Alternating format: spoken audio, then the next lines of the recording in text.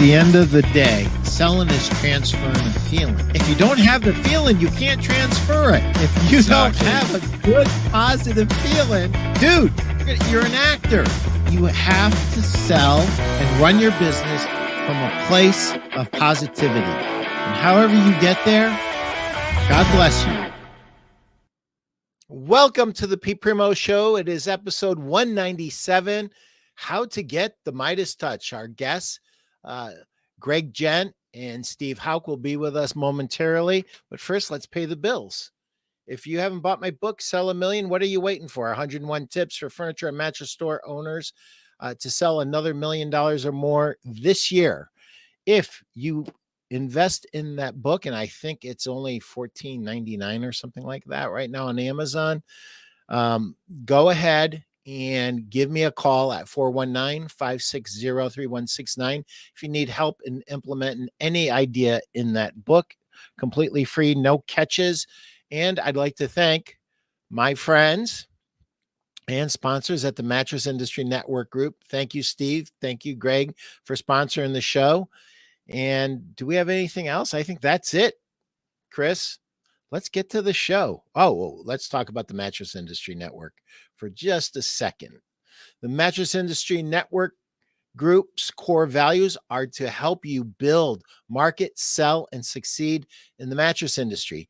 If you're in the mattress industry, we want you in this group. So hit that QR code and join us. Steve and Greg, is there anything you'd like to say about the Mattress Industry Network Group before we move on to our interview? 2,800 members, 2,800. We're growing surely, but slowly at this point. We've gotten so big that it makes it tough for us to keep adding. So, of course, we had to go out and start another group. And I think that's what we're here to talk about today, is how we can continue to help store owners grow their business. 100%. The MIDAS, Mattress Industry Dealers Association. Don't ask us about the S, Pete. What's about the S? Don't ask us about it. It's an imaginary S. Got it. So it doesn't really exist, but it sounds better. So it does. It does. Well, if you help everything your dealers touch turn to gold, they're going to be very appreciative. Yeah, that S is a $sign at the end. There you go. It's Mattress Industry Dealers. Midas Mulligan and Anne Rand's best-selling book that a lot of people should have read but didn't. Atlas Shrugged. Midas Mulligan was the banker who disappeared early in the book. I know. I got the tattoo on my arm. I don't know if I'm supposed to talk about that, though. But I have an Atlas tattoo. So anyway. So, yeah, we're glad you have us on the show. We've had the Mattress Industry Network Group online for 4 years now, and it's grown. We've got some of the best minds, best retailers, and best vendors in there, but we were never able to formalize this into a organized organization. So over the past year, Steve and I have been working on building a trade organization, more of an association. There may be a buying group component, but we really want to stay away from being just a buying group, because what we're going to deliver back to people is so much bigger and so much different than what they're getting right now from their buying groups. The rebates will exist. We understand they want that. As a mattress store owner, I want those too. But the big component of this is going to be educating, helping with marketing, helping with merchandising, and helping mattress store owners go from being a mattress salesperson with their name on a lease to being an actual business owner and working on their business. So that's kind of our task as we develop this association. Awesome. Steve, I know we had some conversations off and on, and then all of a sudden you guys were here. So congratulations to Greg and you both. Give us a little behind the scenes, Steve. The behind the scenes is pretty simple, right? I mean, over the last 4 years, Greg and I have both been members of other buying groups and trade organizations, and really talked to a lot of dealers, right? So, I mean, our transition, Greg and I both, are store owners first and foremost, and then we got into the rep business, and that opened up a new avenue of communication for us with dealers, seeing your dark side, Pete. And look, what we come to realize is there's lots of ways we could benefit store owners as a group. And maybe I hate to say this, maybe we were late to the game. We should have pursued this, a little earlier and stronger, because what we've been able to accomplish with Mattress Industry Network by itself is phenomenal in opening those communication lines and, giving other dealers avenues to communicate with each other, where before the only way you could communicate with a dealer was to cross shop them, right? I mean, you were that was it. You didn't even know what you were paying. You didn't know how you were, how retail or vendors were treating you versus how they were treating them.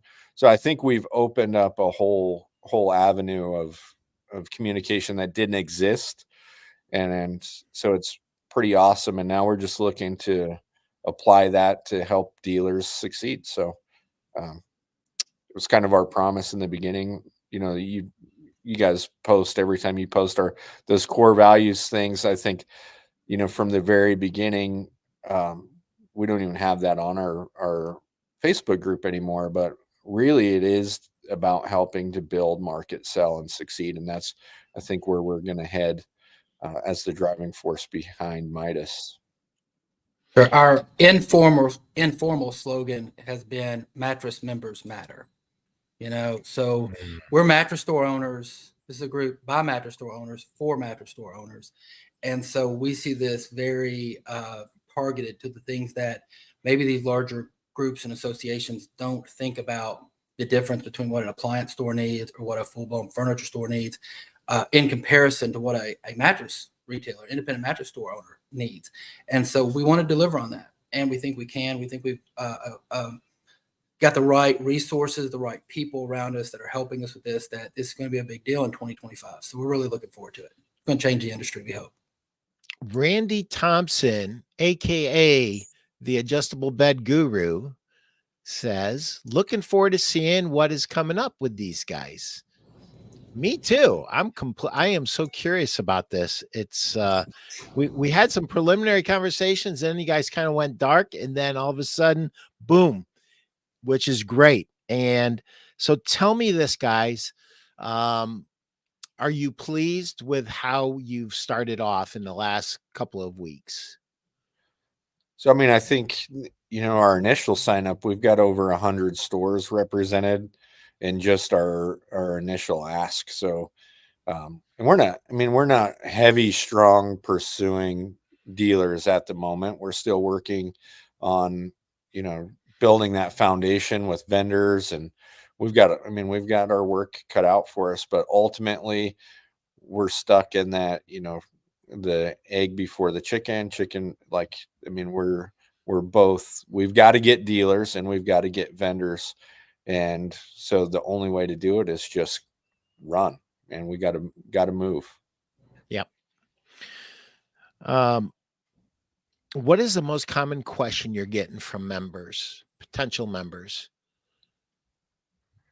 Most members are everybody we've talked to. Like, we're not calling around asking people to join at this moment. We're going to start doing that. And what I mean by that, I'm just going to touch base with all the people that have kind of reached out to us that haven't signed up yet. But we had so many people sign up. Of course, they're curious what vendors are going to be involved. And we've got several. I've actually got another agreement just this morning. I was on a call for 45 minutes right before joining this one, and got a commitment from another big vendor. But we're going to be very, very selective on the vendors and the manufacturers we bring in, because we know that if we're trying to be important to everyone, we're not going to be important to anyone, right?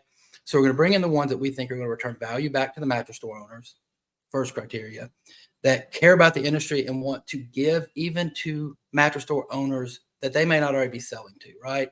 People where they can communicate. Because what we found is this, and I know this, being in the business 24 years, is that when the recession hit, I didn't survive because I was getting a 2% rebate by some manufacturer out there. I survived because of the friends, the community I had, the other mattress store owners and other business store owners that were there to support me and help me understand best marketing practices at the time, ways to get the best return on the inventory that I had, because at the time I didn't have the inventory I have now. And on the investment that I had. So when I was looking at it, I took a lot of things that I learned from other store owners even back then when we didn't have this quick access communication. Now today we have instant communication across 650 mattress store owners and 2,000 people that work in the vendor side of the business right in our Facebook group. So with that, we have a lot of communication going on, but we're going to try to craft that and tailor that in a way that this is organized. It's not just coming at you with a Facebook post that you may or may not see, right? This is going to come at you in a very formalized way where we say, here are some best practices. And we're going to require our members to give a little bit. They're not going to, this is not just a rebate program. What we want to do is create an organization, a community. We want people going to be a part of that community in here. And so we want them to help share, what's your biggest burning question that no one's answered for you in business. We want you to sell, what's your best idea you have? What can you bring to the table and help other mattress store owners be successful? We're going to do this with some performance groups of non-competing dealers. We're going to do this with some online meetings, but also some in-house or in-person meetings as we develop and as we grow. When I hear the words performance group, I think of an accountability group. Am I on point with how you're using it, or are you defining it differently? The term is there are other people that use this term out there, and it may not be the term we settle on when we do this. But what I envision is that we're able to take this large community and break it down into saying, okay, Steve and I may have stores that do similar volumes. We may have the same type of problems and encounter the same type of customers. And what we do is add that, and we add to that group till we have a core group of people that stay in communication with each other a little bit more closely. And we're going to facilitate that. I don't call it a mastermind groups, but my goal is to take and put members in touch with other members that can help them. Because I know right now, Steve talks to hundreds of dealers a month. I had 663 phone calls for 5,000 minutes last month. So I was on the phone a lot. So if we can connect some of these people, we have our Facebook group, if we could formally connect members who can share stuff and help each other, we think that's going to help them grow and be better. And because we're going to try to deliver, we don't know everything. But among our 650 store owners and our 2,000 vendor members, we know a lot about this industry. And if we can aggregate that information and get it disseminated correctly, I think we've just changed everything for a whole lot of people. My metric in the future is that when we hit the next recession is how many of our dealers survive versus the people out there who don't have this backbone of support that we're going to deliver. And we want our store owners to know that when they hit a tough time, they can get through that tough time with the right type of knowledge, changes, marketing, merchandising, education. So that's kind of my vision for it. That's what I'll be working on.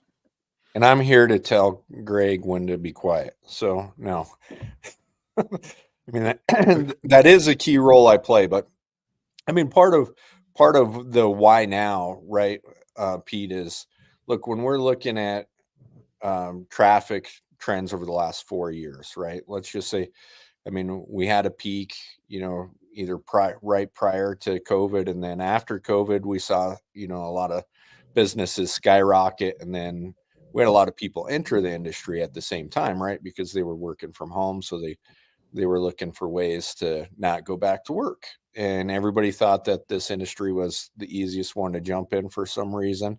So they experienced the extreme up of the industry, right? Well, now it's not the same as it was for a lot of dealers, 4 years ago. So we're starting to see that valley, and we're here to help people through and grow their business through and make those guys that, were here prior even stronger. So that's a good reason for the why now. Nobody is seeing I say nobody, I won't say nobody. There's a few of us store owners that are seeing increased traffic. But it's unique, right? I mean, I talk to a lot of dealers. And like, I feel, personally, as my, being a store owner, I'm extremely blessed, but we've seen increased traffic, but that's not the story across the board. The story across the board is traffic is down. People are surviving on larger tickets, right? I mean, that's really ultimately it. Your increased value in your ticket, selling, you got to go to the top of bed, anything you can do to increase that ticket, because traffic's down. So we're going to help you. I think we've got a good grasp on, I think I know what helps create traffic. And I think we're going to try and push other dealers to get on track. And some, I mean, to be fair, MIDAS might not be a match for everybody, but I guarantee we're going to do more for you than anybody else that's trying. So I mean, that's ultimately, we're scrappers in this industry, right? We've all started somewhere, and we're surviving, thriving, and we're going to hopefully help some other dealers get along the way.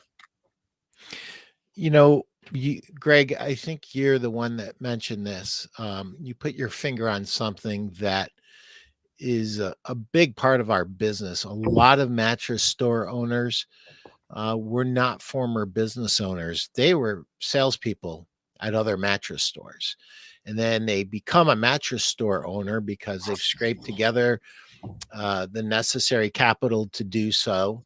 And they're great salespeople. I mean, to make that kind of money at a mattress store or a furniture store, and to be able to open your own place, unfortunately, they don't have a command of business, of marketing, of those metrics. So you being able to fast track them greatly increases their ability to survive and to thrive. The other thing is they don't know how to merchandise. Their floors were merchandised for them and they sold what they had. Now they have to make those decisions. And if you become too infatuated with one vendor for not the right reasons, you can be led down, a crazy path that isn't good for your store. And so, hey, Pete, can I jump in right there with merchandising? Because yeah, I mean, just trying to deliver some value to other than our sure. group, right? I mean, it's one of those things. Merchandising is one of those things that's really difficult to catch on to, because a lot of times we want to put things on the floor that we fall in love with, especially early when, I mean, we really are getting, when I was launching my store, and, you fall in love with a product and you want to put it on the floor, and then you realize, oh, damn, not everybody likes this, right? Like, I mean, I used to have 80% of my floor was smooth top hybrids because I loved smooth top hybrids, when 75% of my sales were quilted, right? So, I mean, it was a real unique thing that I had to learn. Hey, we're buying for other people. We're not buying for ourselves. So, Yep. I mean, there's some huge growing pains, right? And we want to help fast track that. Yep. I get that. That's great. I'm glad that you put a finer point on that. I wrote an article years ago called "You Are Not Your Customer," and it's true for retail salespeople, but it's doubly true for store owners, right? Because of what you just cited. So, have you guys had any surprises so far? Like, maybe in your head you said, "Oh, this person or this vendor, they'll be tough to get on board," and it was a layup shot. Or maybe vice versa. You thought it was going to be a layup shot and they're still out there not committed. What surprises have you guys had so far? Do you want to answer, Steve, or do you want me to go first? And I'll tell you I what. mean, well, go ahead, Greg. I mean, I So think for we're both me, thinking the same thing here. well, for So, me, the biggest surprise was how hard it is to work with Steve. I'm just joking. But the biggest surprise was when we had so many manufacturers make a whole lot of promises early on. And then as soon as things got real, they start pulling back. And so learned a valuable lesson about getting things on paper and getting commitments formalized.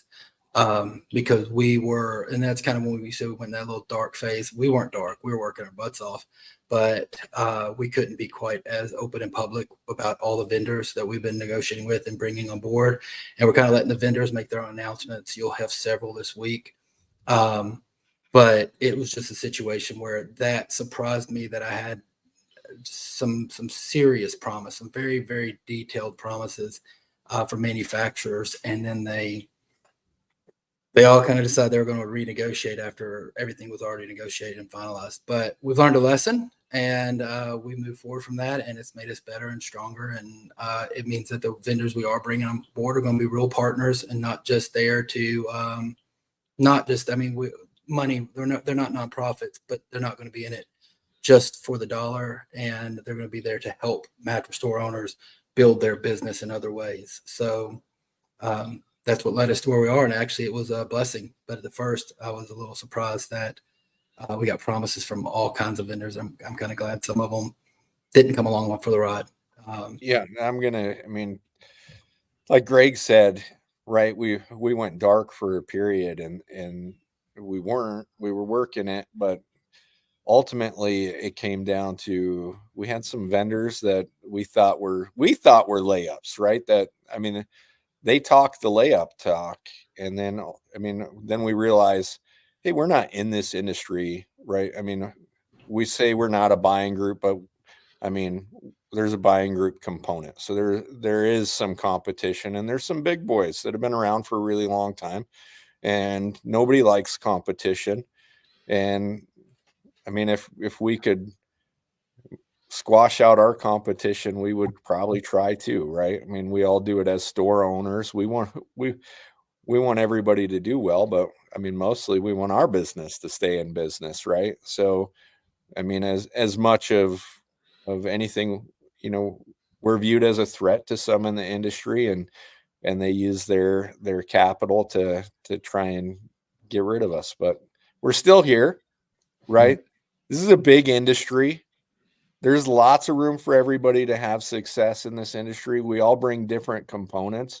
To be fair, we wouldn't be here. Greg or I wouldn't be here. Midas wouldn't be here if we thought the needs of the industry were being met, right? If we thought, like, ultimately the mattress store owners could get better representation somewhere else, hell, we'd all be successful, and we wouldn't need to put together a resource to help people.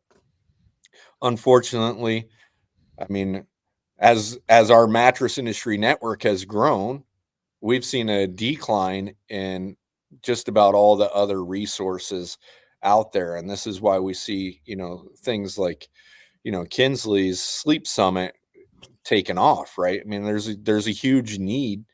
Kinsley's capitalized on that. I mean, and having been to both sleep summits, I mean, they're awesome events for networking. I mean, altogether, Kinsley puts on a hell of a thing, and this isn't a Kinsley commercial, but I mean, it is showing us that there's a need for more in this industry, specifically for mattress stores. And I think, you know, when you get involved with some of the other groups, we become the redheaded stepchild. And here we're, you know, we're gonna adopt you. You are not the redheaded stepchild. You are adopted into the mattress family. So. Well, you know, and the success of Scott Vaughn's masterclass, the success of Jeff Janakovo's MRT, and some of the other things, there's a real hunger out there. And one of the things that I get the most often from dealers is they feel like they're isolated. They feel like, and whenever I hear that, the first thing I tell them is join the Mattress Industry Network group. It's 100% free. Like, join it right now. Like, you know, and, you know, I didn't join forever and ever because I thought you were somebody else, Steve. And I finally told Janakovo, I said, listen, I'm not going to do that. You know, the dude's not a good dude. He goes, that's not the dude. That's not the And dude. That clown's still around, though. He still dances on Saturday nights at the local pub. and and ever since, I've been a big advocate for you guys because you guys have done great things. And so let's pivot just a little bit. But before we do, and I want you guys to start to think about how do we add value in each of these areas, you know, market and display, merchandise and sales, education and service, and kind of just give them a little bit of a taste of that. But before we do that, somebody's watching this and they're going, man, you know, I want to learn more about Midas. What do they do? Go to the website, Go to the website, Anthony Campos. MidasAmerica.org. Anthony Campos asks, will there be a charge for MIDAS? Yes, Yes. nothing good in life comes free. That's right. So, yes, exactly. If it's free, it's probably worth exactly that much, right? Sometimes. So, what we look at here is there's going to be a $299 initiation dues base fee, and it's going to be $99 a month. We haven't designated a time frame when the $99 a month will start, because what we want to do is make sure that when we start, the minute we start collecting money for those dues, that we're delivering way more value than what $99 a month ever was. We know that people are going to join this thinking, oh, well, I got to get my rebates to pay for my dues. And that's absolutely understandable. As a mattress owner, I think that too.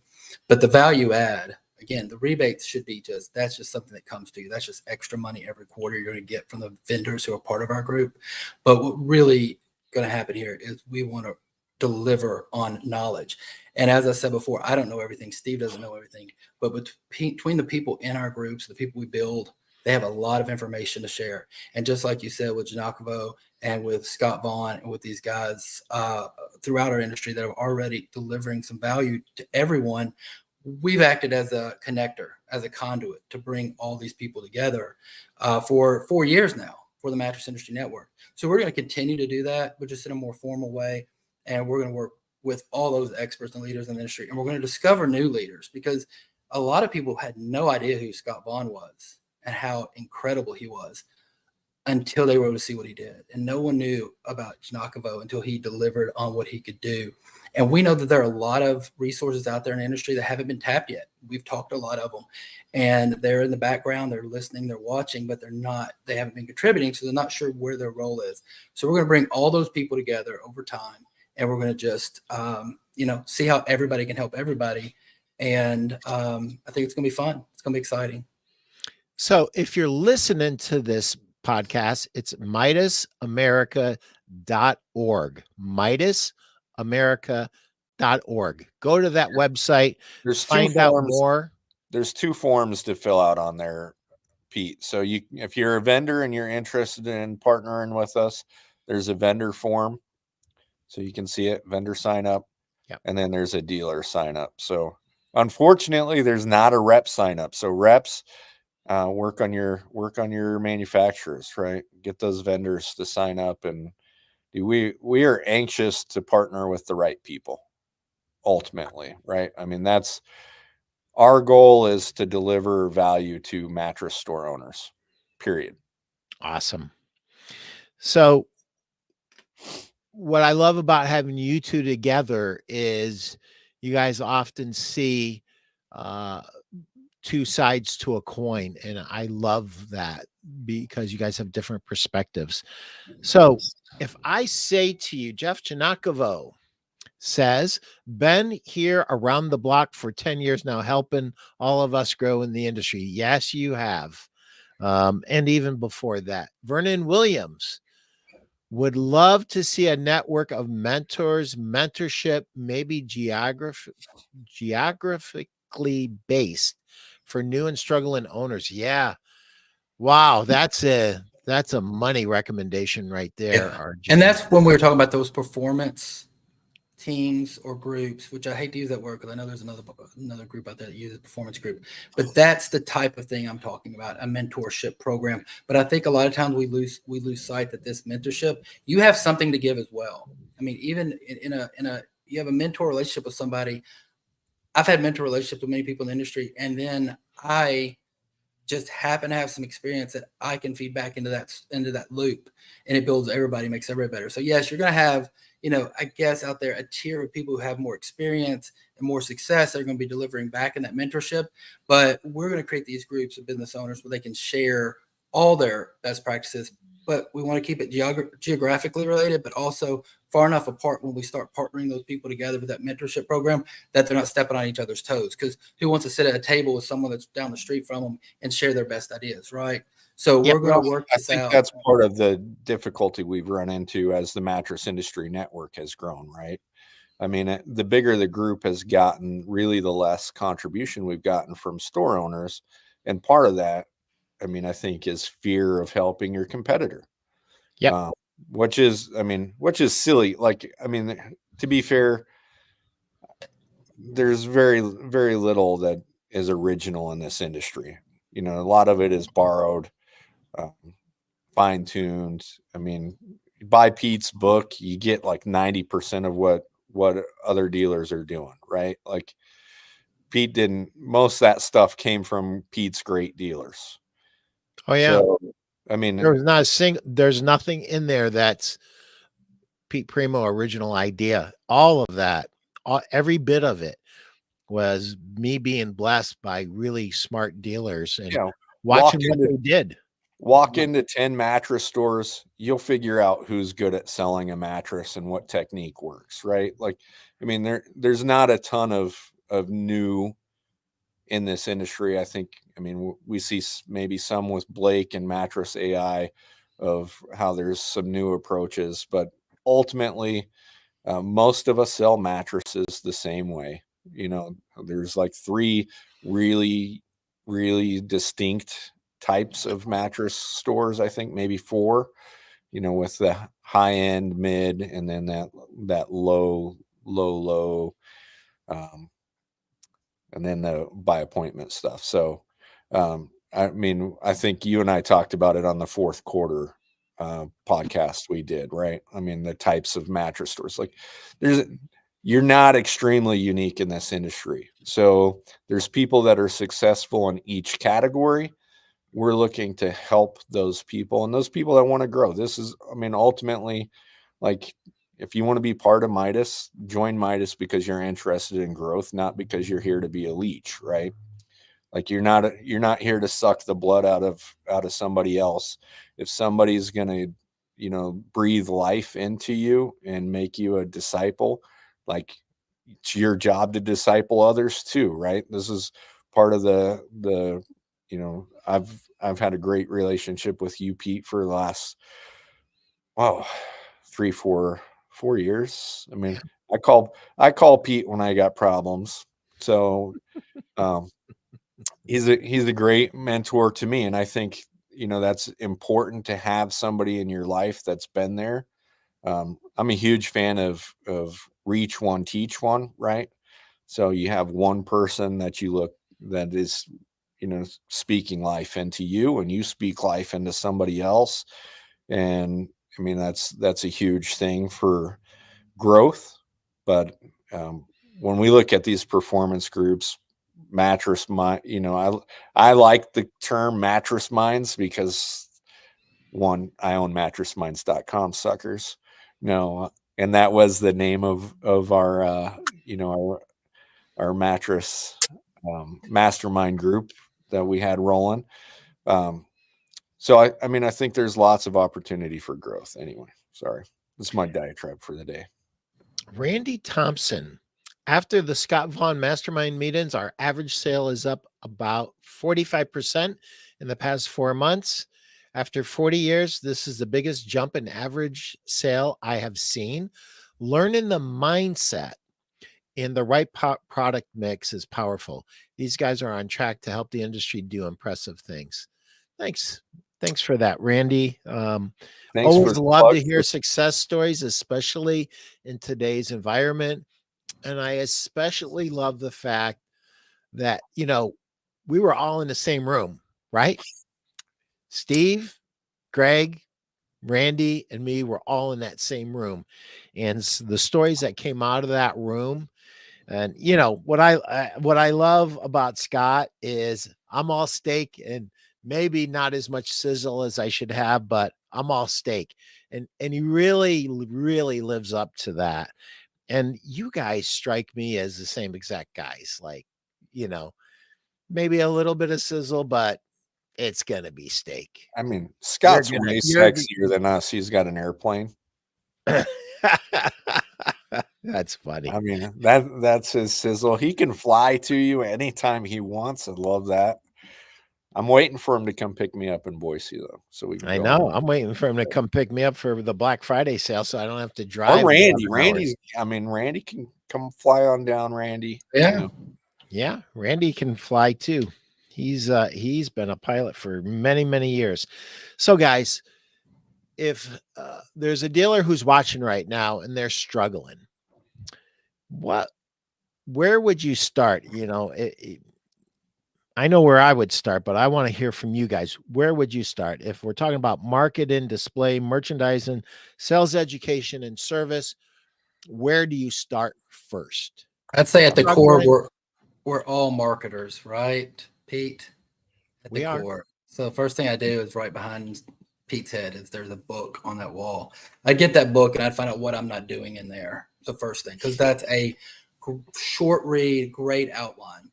And from that, I would say these Thank are you, things Greg. that are, Get and that on I Amazon. mean, that is the least, I mean, think about this, $15 investment that absolutely changes your business for years and years to come is mind boggling.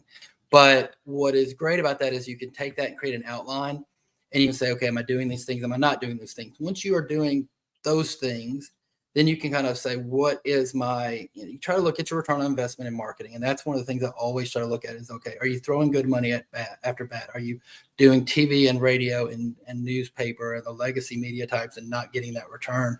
Or are you doing Facebook and Google and some of the online things? And once you're doing that, are you doing it right? I found in my own business, I'm doing a lot of things wrong. I've enlisted someone to help me get my Google ad program better and better, right? So you do those things.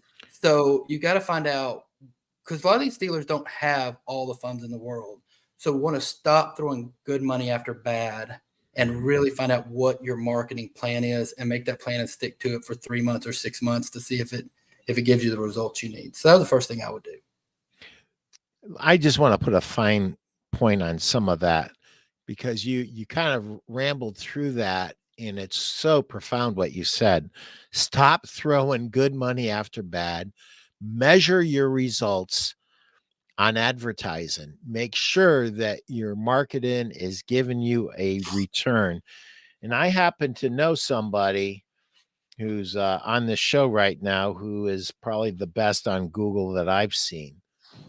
So I have a sneaking suspicion you guys have had a few discussions. Actually, I refuse to help Greg. Oh, stop. No, I mean, so I'm going to answer your question a little different. The first place I would start is a little self-reflection, right? Like ultimately, not everybody's cut out to be a mattress store owner. Some of us are store owners and some of us are employees. So just think of which one you really want to be, right? Like if you're just here for money, go be somebody's employee because the money, it doesn't always come as the store owner, right? If you want the easy hours, I mean, I've been pitched different models, right?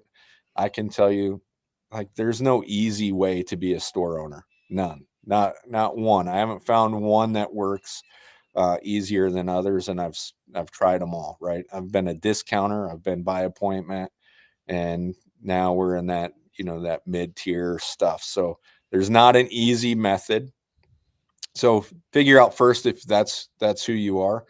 And if that's who you are, invest in it, right? Just like you would in any type of education, right? I mean, nothing in this world is really free anymore, right? So education costs something. Some of us pay that education in blood, sweat, and tears, and a lot of years of trying to figure out what works and what doesn't. And then, I mean, the most important thing I think anybody can do is get your damn Google page.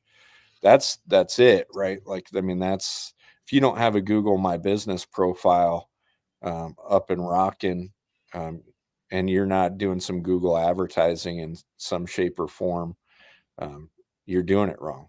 So that's my easiest method of achieving something. I love that you started with self-reflection.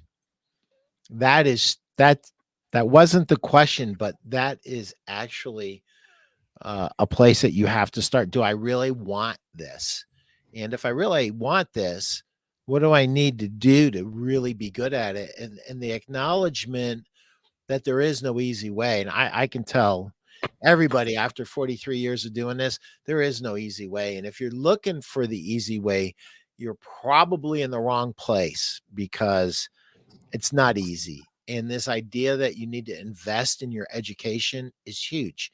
Now, Greg used my book as an example of shortcuts, right? Because when I wrote this book, there was 33 years of experience in this book. So if you really want a there's shortcut, another great book out there with shortcuts in it, and is Jeff Janakovo's 77. oh yeah, 100%.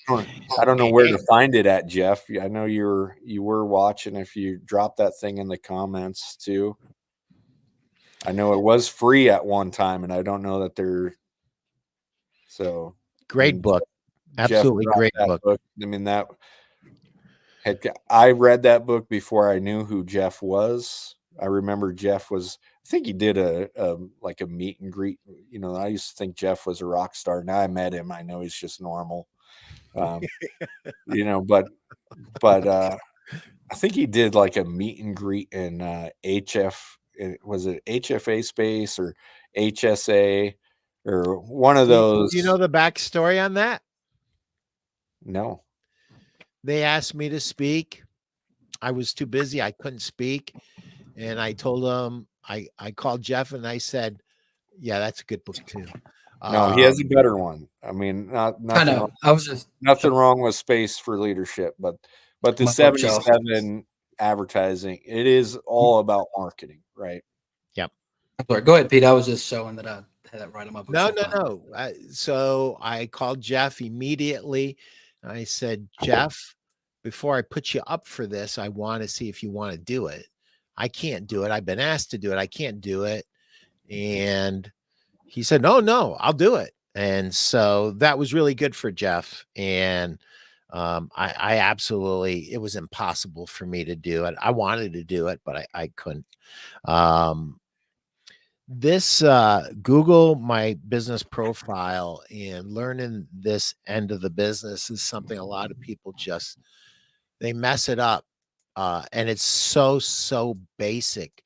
So I'm going to look forward to hearing some really great success stories from your MIDAS dealers, because they're going to learn the ins and outs and all of the stuff. I mean, You're I welcome. can give You're you welcome, the Jeff. It's easy secrets. to give you a shout out. The 10 secrets to my Google business success is pretty simple. There's only one. Start it. If you don't have one, you need one. And if you have one, ask for stinking reviews and then trip and stumble your way through the rest. Or you can pay me and I'll give you a 10-minute freaking little sermon and we'll fix it for you. After we get the customer in the store, they see your display. And I've noticed that you guys have changed dramatically your stores in the last few years. So I'll put it up to you guys. Like, what do you think people need to do with their displays if if they feel like their display isn't what it should be? What is your recommendation to them, and how should they start to tackle that problem? Because you guys have really both transformed your stores. So go ahead. I don't know if you can see behind me, but first and foremost, straight behind me, right? You get the temper display. So maybe this shoulder, you get the temper. Yep. And then over here, you see Dream Cloud. Yep. And then right here, you see Puffy. Yeah.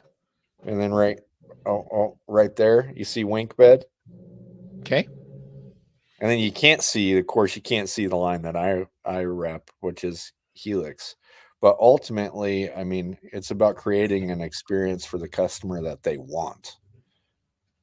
Right. So, I mean, that's where we've really dug in is, I mean, we're trying to deliver the things that customers want to see.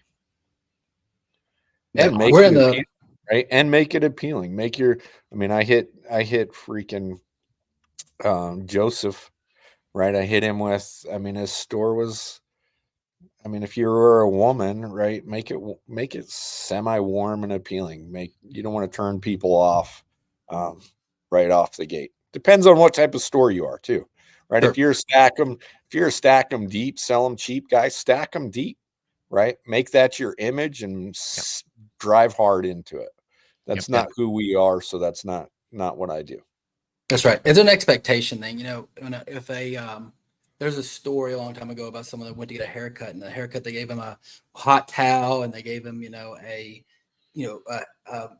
perfect shave, like hand shave, and they had him drinks, coffee or Coke, and they did all these great things. The next time he went in, they didn't do the shave, but they did give him the drinks, and it was real friendly. It was a great experience. The next time they went in, they gave him the hot towel and the shave, but they didn't offer him a drink. Everything was inconsistent. And so he's like, I didn't go back to that place because I didn't know what to expect when I walked in. Your customer has to know what to expect when they're walking in your store. And if you're an outlet store, like we have a discount mattress outlet, I can't be too crisp, right? I have to design my store so the customer walks in there, they see it look like they're getting it. They're there for a reason, right? They're a price shopper. Where at my other store, it's in what I call the high rent district. It's a nicer area. Everything's a lot more sharp. We're in the middle of revamping both of these stores a little bit. We're doing a lot better. We're going to get our displays tight, because what we want our customer to do is walk in and it will reflect what they're expecting, right? So when they walk in, we want to make sure that the outlet looks one way, but we do want it to have information. And we want it to be a little bit of a retail theater, right? When they walk in, they have the experience. But we do position our products in a manner. The merchandising we focus on is when the customer walks in, we know what is going to be easiest to show. It's going to give the customer the most space, and they're going to be able to try things that they might not have been able to. If they walked in another store, the mattress salesperson just takes over and shows them the one thing they want to sell. We create like a journey through our store. And as you go through the journey through the store, we're educating, we're informing, and we're asking questions. And that qualifying part of the steps of the sale is so critical, because if you're building that rapport and you're qualifying them as you're walking them through the store, you're asking the questions, then they give you the feedback that you'll later be able to use to say, hey, based on what you told me, I am standing in this exact position now. And the product tags and what's on the wall is going to reflect that story. So that's the store that doesn't have the stacks. So yeah, it's a little bit of the customer needs to see what they're expecting when they walk in the door. We're not laughing at you. We're laughing at RJ. RJ Williams says, I hang poster size headshots of Greg Jent around my showroom so women cannot resist buying.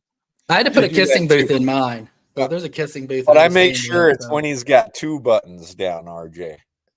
So today he's not showing that chest hair, but I don't know if that's a guy thing or what. But it was interesting.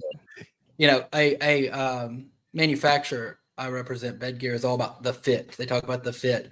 When we were in Vegas, Eugene Aledo had us fit for tailored shirts because he's so concerned about the fit of the pillow, the fit. So it was just an interesting thing that I am wearing my top button today. But a lot of times I'm a whole lot more casual.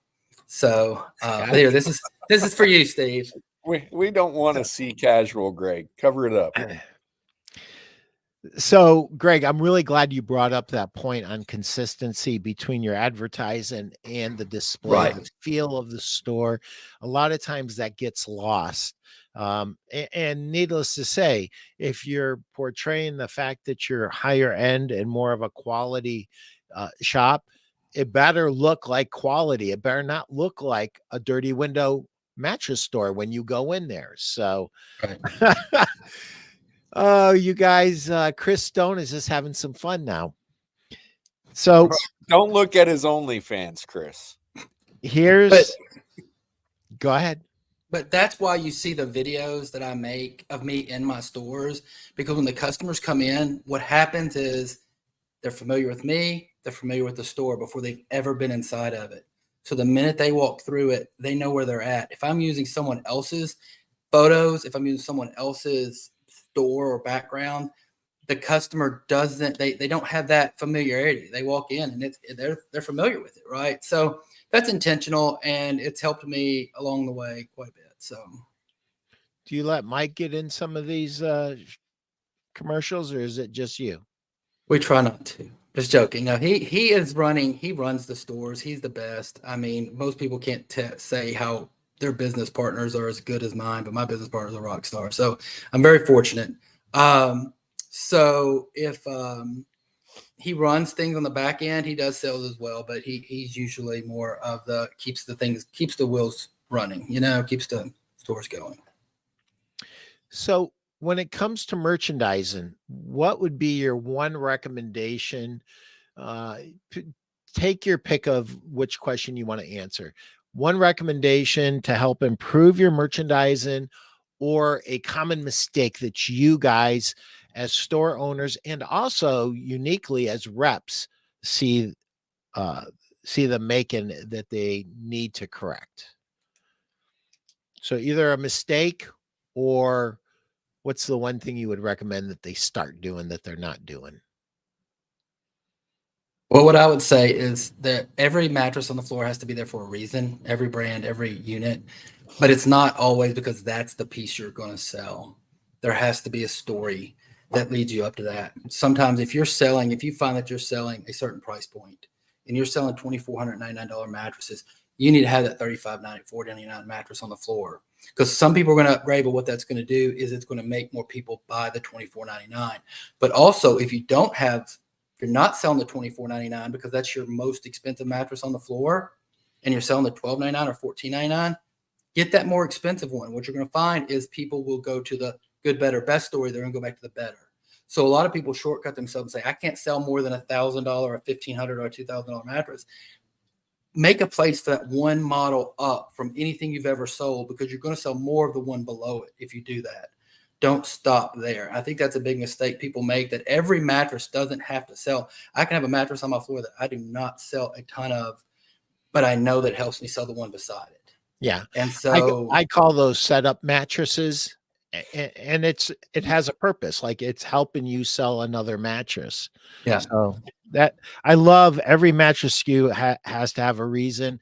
My good friend Doug Stewart always used to say, every SKU has to pay its rent, one way or the other. Either it pays the rent because it's a bestseller, or it pays the rent because it creates the bestseller, right? I'm What you gonna got, roll with the Steve? biggest mistake I see from dealers, right? Is I think the biggest mistake any mattress store owner makes is they don't know who they are. Right. Mm. So we run into this a lot. I mean, both of us, Greg and I both rep you know, D2C brands, right? Bet in the box companies. And there's a lot of people that want to be there, right? They want our products, right? Because they want the benefits of what they see, but that's not who they are, right? Or we get the other guy that that's a straight legacy brand, and they really, I mean, they want the traffic they don't see from the legacy brand anymore. But that's not what they deliver when the customer walks in. They're still going to shoot straight to that legacy brand because that's what they're comfortable with. So just figure out who you are in the market, what you want to be. I mean, I think guys like Jeff, just throw him out there again, right? Because I know he does quite a bit of double-sided mattress stuff, right? That's who Jeff, I mean, that's their business. That's what they're known for. But figure out what you want to be known for and dig into it. I think, my store we're unique. We bring things nobody else has. And we try and keep that as exclusive as possible, right? So just figure out who you are, who you want to be. If you're a discounter, be a discounter, but don't be a discounter and then bring in something that is over the top, because that's not who the customer that's coming into your store. That's not what they want to see. They want to see the discount stuff.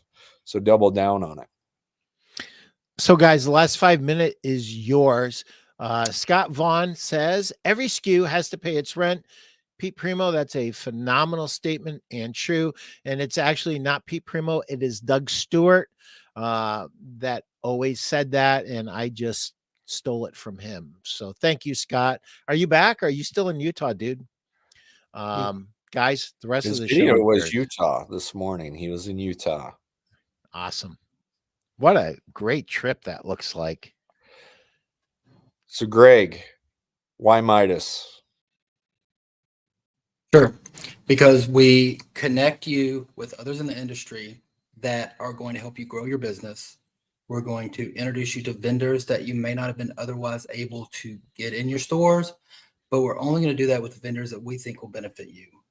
And there is so much information out there that will keep your business growing when other vendors out there, when other people who are not connected to this network, when I say network, I mean community. When we're connected to the community, we're going to help each other grow and we're going to survive whatever's thrown at. And I don't know. I mean, we've been preparing for the next recession since the last one, and we'll always keep doing that because we know that there's a cycle of things. And I think that with Midas, you're going to be more prepared going forward. So you'll be growing in the interim. And if things do get tough out there, we're going to help you find the answers. We don't have all the answers, but we're going to help you find them. So join our group, be a part of our network, be a part of our buying aspect of it, but also be a part of the community that communicates and learns and educates and merchandises and markets together. So Greg hit on why Midas from a store owner perspective. I want to do it from a vendor perspective, right? Why Midas? And ultimately, we all get into this business to make money and help people at some realm, right? So, if you're a vendor out there and like you want to help dealers, you actually do care about this industry, and it's not all about sales performance right off the top. Like, reach out to us. We're here to help you help dealers. Ultimately, that's what we want to do. The problem we've run into with a lot of vendors is vendors get greedy too, right? I mean, they think that they don't need mattress store owners anymore, or that mattress store owners are going to continue to do business the way they always have. Well, I mean, 2025, I think we saw a shift in 2024, but I think we'll see a bigger shift in 2025. I mean, mattress store owners have to be proactive, and we're going to help them be proactive. And if you want to be part of that growth in the industry, there's not a better partner, I think, than Greg or I in Midas. We already know foot traffic is down year over year over year, right? Year over year over year. So if you're a manufacturer out there, even if you're a regional player, like, we're interested in talking to everybody that wants to deliver value to dealers, because if traffic is down and you're not a D2C, right? You're not producing for Amazon, Walmart, or have your own direct to consumer channel. Ultimately, your business is down. We're here to help dealers grow their business, and we're also here to help vendors grow theirs. So reach out to us. We love you, Mattress Industry Network, and we love you, Petey. Thank you. So guys and gals, go to MidasAmerica.org. Is there any other way they should reach out to you guys? you can call us, message us on Facebook. We'll be fine. My phone number is 270-202-0966. I'm on the phone a lot, as I mentioned earlier, and I'll be glad to take your call and tell you how we can help each other. Awesome. Can't beat that. Glenn says, great show. Pete's book is fantastic. My son quotes from it every day. Thank you, Glenn. Yeah. If you want to reach out to me, hit us up on Facebook. That's the easiest method for me. Hit me up on Facebook. Go to MidasAmerica.org and fill out the vendor form. That's truly going to be the best way for us to get your information so we can reach out. And we're trying to do that in a timely fashion. There's a lot of, we've got a lot of people to reach out to in the next couple of weeks, but our goal is to really, get this thing rolling going into 2025. So we want to help you succeed next year. Guys, thank you for being on the show. That went super fast. And congratulations, Greg. You survived your first podcast, my brother. All right. Hope many more in the future. Go forward and sell a million, and hit MidasAmerica.org up. See what it's all about. Thank you guys for being here today. Appreciate you. Thank you. Thank you, PG. Take care.